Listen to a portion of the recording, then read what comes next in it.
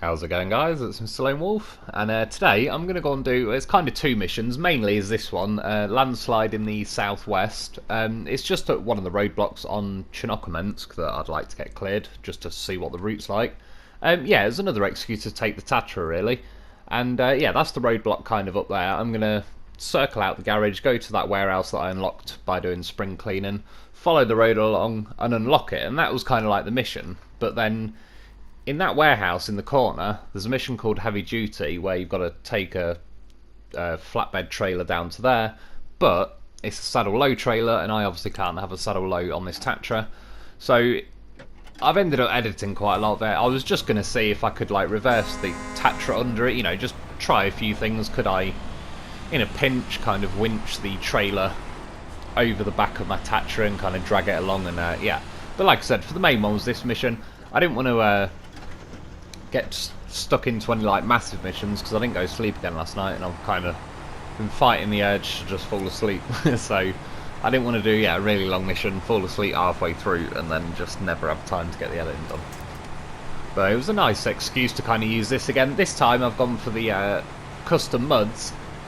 I've checked the route and I already know that there is various icy roads. I mean, this one at the minute, but I'm going down, so that's not really much of a problem. Yeah, I just kind of wanted to give the custom muds a little drive and see. Like I say, I certainly don't think they're bad tyres, and I'll be jumping between the two. It's just overall, I do think the chained are underrated, and as I've said, I don't think the stats are accurate. I don't know, because the chain stats have different stats to the muds, for example, even if they're mud chains, mud chained tyres. And yeah, I've just got a feeling like that maybe they're supposed to be a certain grip level, but it just, something isn't working and it reverts back to just muds, because they certainly seem, yeah, like better than the stats would suggest. And going down here with this, got a goddamn horse on the roof again, having to take this bloody ramped flatbed with me. Again, without the saddle low, it only limits me. I think there's only 3 towable trailers I can have. One's that wide fat boy trailer, or whatever it's called.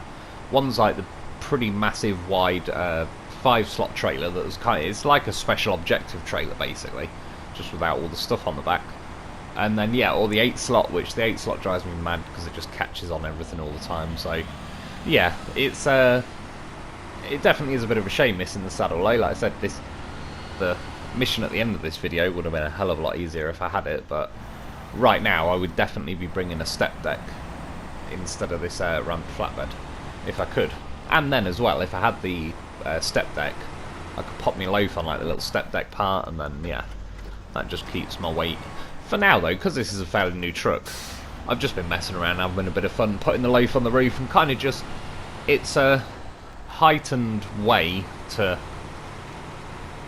test like the tippiness of a truck basically. I've drove around with plenty of other trucks with loafs on the roof. I kind of know how they react and all the rest of it, and yeah, it just, if you're driving along in normal situations, like if there was no loaf on the roof and all the rest of it, it's pretty bloody unlikely I'm gonna even be close to tipping at any point anyway.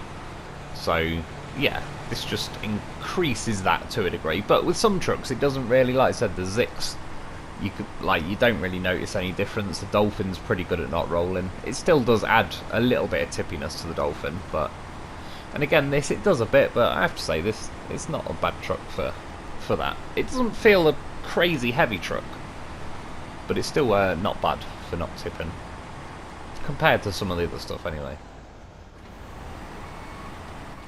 And yeah, icy roads like this, as long as they're not really a hill, you can drive along them, albeit a bit slowly, and you sort of, yeah, your wheels spinning and skidding around on the road and all the rest of it. That's kind of why I went round to the left of this lamppost instead of just going down the road there, but to be honest, I didn't realise it was quite as juicy as it was with the old snow. See, a lot of vehicles would tip there if they were tippy, whereas I can already tell, like, the fact that this isn't trying to just go is clearly not too bad.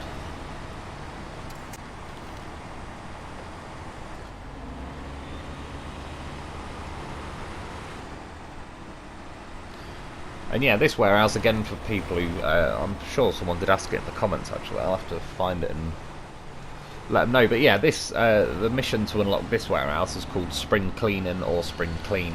But you have to do solid rock first, which is that seismic vibrator module mission on this map, which is pretty easy, to be fair. I've got a video on it, so if you just want to know where the locations are, you can watch that. But overall, it was not too bad. I like what's it called, Chinokomensk. This hasn't got the best turning circle, but as I started blipping the throttle at the end, you can see how it kind of tightened up. That's what she said. And yeah, just by the skin of my teeth, I probably brushed on that cargo container a little bit, but we made the corner in one sweeping go. Just as a general rule, if you've got a warehouse where you've got to turn around, do the turn in before you've loaded the trailer. Especially if you've got one of these ramp flatbeds. To be fair, if I had the step deck, it wouldn't really matter either way. But yeah, trying to turn this ramp flatbed around in this yard, if it's already got the metal beams on, there's a fair chance it'll just randomly tip violently to the side at some point and chuck the cargo off. And that's another limitation really with this Tatra. And again, like, I don't want to like hate on this Tatra. If anything, it's the opposite. Like, Tatras are world famous off-roading beasts, and yeah, I don't think they've really given it its full dues in this game. I mean, maybe fair enough, you could argue the crane and the saddle and all that, you know, they're famous off-road beasts. They're not necessarily famous for their many add-ons, but you know what I mean, so it'd still be nice. I mean, the biggest thing I think that'd help this is diffs permanently on, because when you got diffs permanently on, that now gives me access to the diffs in the auto gears and the high gear. And essentially, without diffs, that's where you bleed a lot of your power and speed, is just for the fact that, yeah, the wheel with least resistance will just light up, bleed a fair chunk of your power, and yeah, things just do work better in this game, I would say, with diffs always on. Don't know why, I just fancied having a little look on the interior driving. See, this is why I don't do much interior driving. Nothing went wrong now or anything, but it's a lot harder to kind of judge when something's going to go bad or not. Like, I just started dipping down to the left there, but there's, I don't know, it's hard to tell from in the cab until it starts happening. So it's random. It's a good example of this. Again, I'm not really going to tip there, but as I'm tipping, the loaf brushes against that telegraph pole, and one, that would stop me from tipping, and two, it also keeps my truck far enough away from the lamppost that I then won't catch the trailer behind and all sorts. So again, this took a good old while of driving around with loafs and all the rest of it, but there's plenty of ways.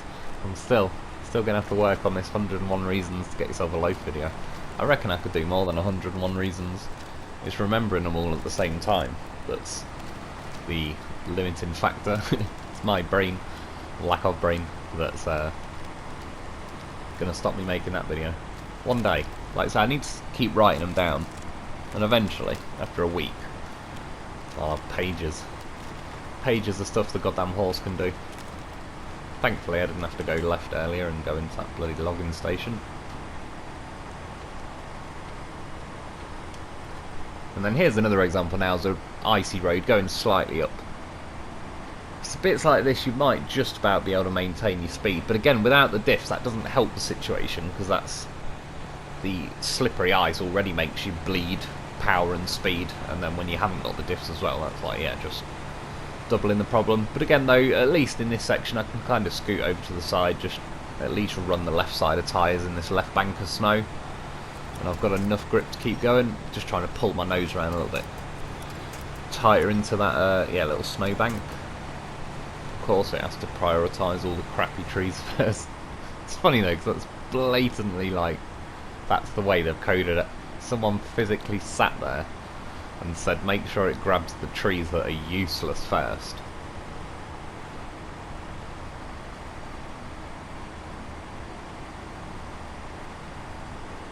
And like I said, strictly speaking, I would have been better off bringing change probably.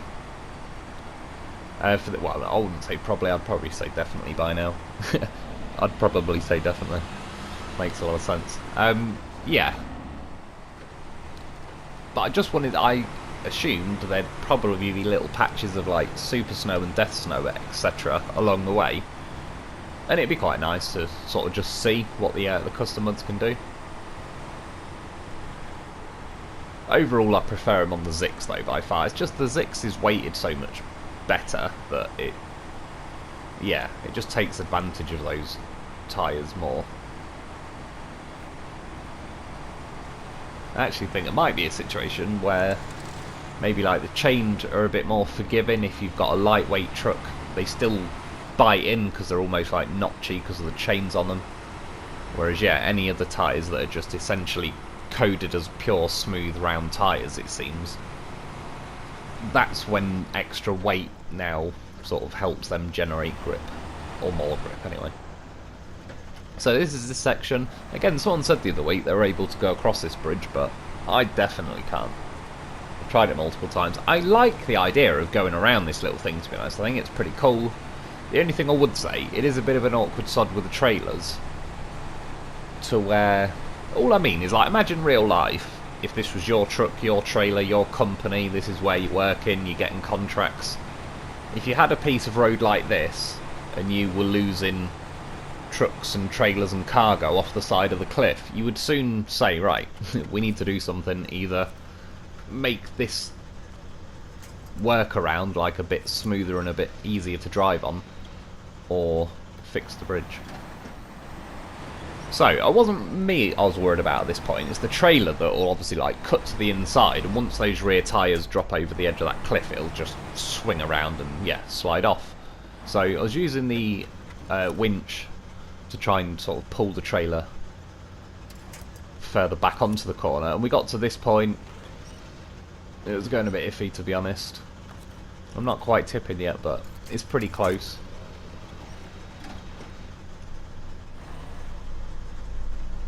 And again, what I would like to do, but I kind of got myself in a bit of a trap now, where if I release the winch, I probably will tip, because I'm on a bit of a sort of leany bit. I need, yeah, and it worked the first time. I obviously got a winch from the trailer to that tree, but the second time, it did a winch from my truck to, I assume, one of those stupid annoying trees. And then when I quit and reloaded, yeah, it like loaded there, where I'm already in mid-tipping, and I can't fire a winch out until I've started the engine, so I have to wait for the engine animation. Loaf, goddamn professional though, he bailed off, so I didn't quite tip. I was just enough time to save myself. However, sadly, the metal beams went, and obviously I've got no crane on me. It'd be pointless by now, just quitting and restarting, because, yeah, where it's saved, like, I'm mid-tip, and there's no way around that one, really. I did see someone say the other day, like, I don't like to recover to the garage, but then I do the quit and reload thing. I sort of fully agree, but as I've said, I feel like, with the amount of bugs I get in the game, I'm owed some kind of little workaround, so I don't like to recover to the garage, because then that's like, yeah, making the mission easier. When I quit and reload, to be honest, it's just time saving for me. It's never really a situation where it's like, oh god, I don't think I'd be able to get out of that, I best quit and reload. It's just more like, I can't be arsed bringing a crane and blah blah blah, so I'll try the quit and reload thing. But yeah, long story short, I had to bring Dolphin and Loaf. As you can see, it was a good job I brought the Loaf with Dolphin, because he smashed himself to bits getting over that railway bridge. Yeah, got the metal beams out of that little thing, got the Loaf back on the roof, because I can. I didn't have to, but I asked him, does he want to carry on with the journey? And he does. So again, icy roads, but you can motor along. As long as it's flat, like level, then you can motor along. It doesn't really make much difference, which is at least something. You still will understeer and fly around a bit crazy though, but at least you can travel forward. That's the main thing. That's all I need. Getting close to my destination. Again, Loaf, goddamn professional. He knows his clearances. Doesn't want to catch his head on that bridge.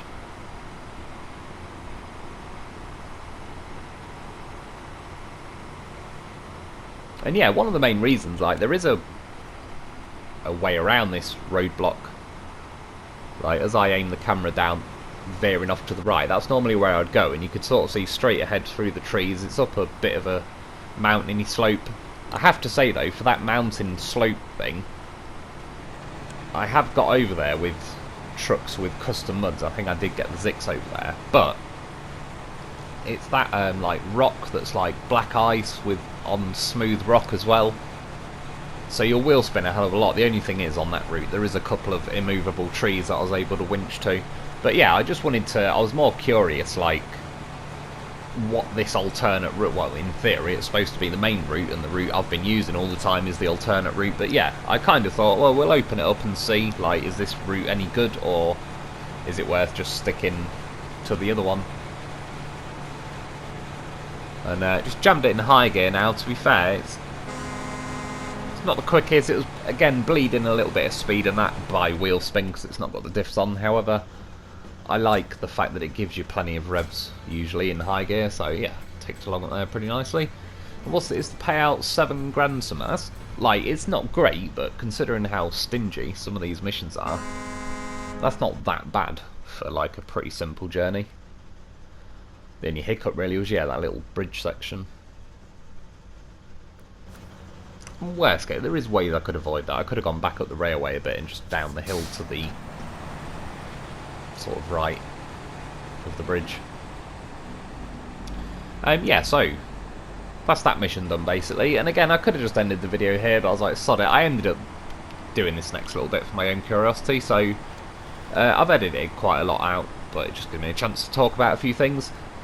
This thing's like, first things first, you'll see I've just unblocked this roadblock. It was pretty bloody slow setting off, and then now I hit more.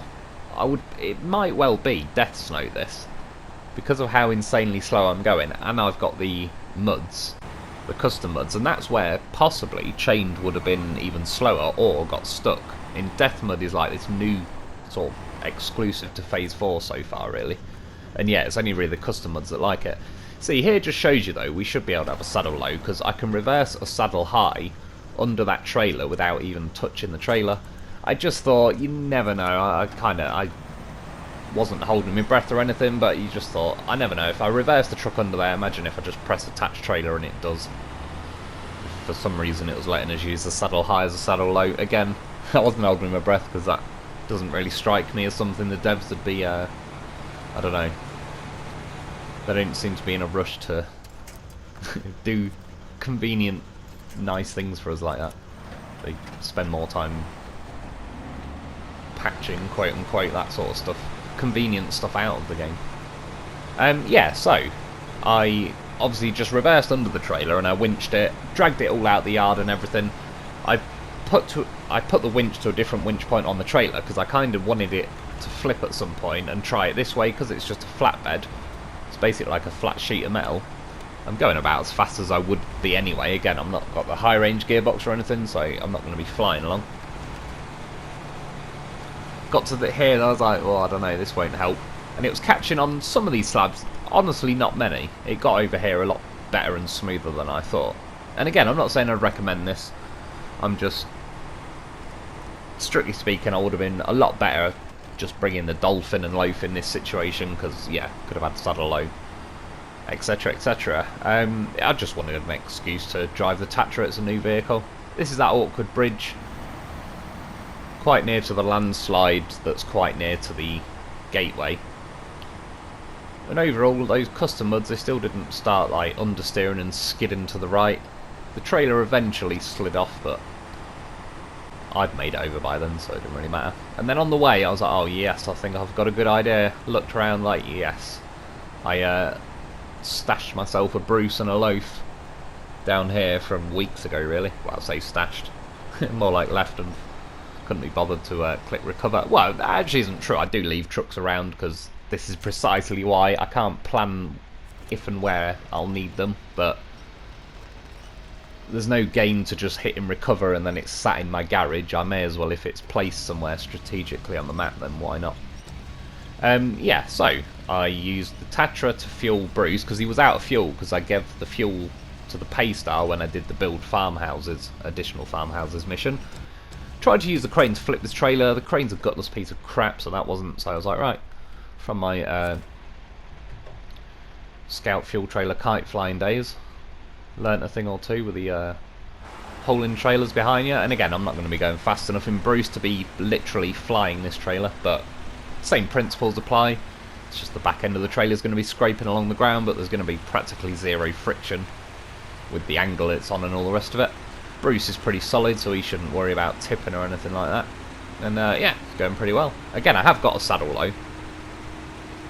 I just, a combination of couldn't be asked tolerating the crane doing a terrible job of just flipping this trailer back the right way.